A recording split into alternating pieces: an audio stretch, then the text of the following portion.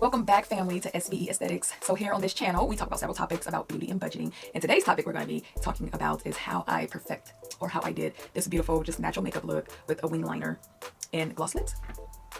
So it was something simple. I try to go for looks that everyone can do. That would be pretty simple, pretty basic. Maybe the wing eyeliner isn't that basic. I mean, I still struggle when I do wing liner, but it kind of gives it a little bit of flavor to your natural makeup look.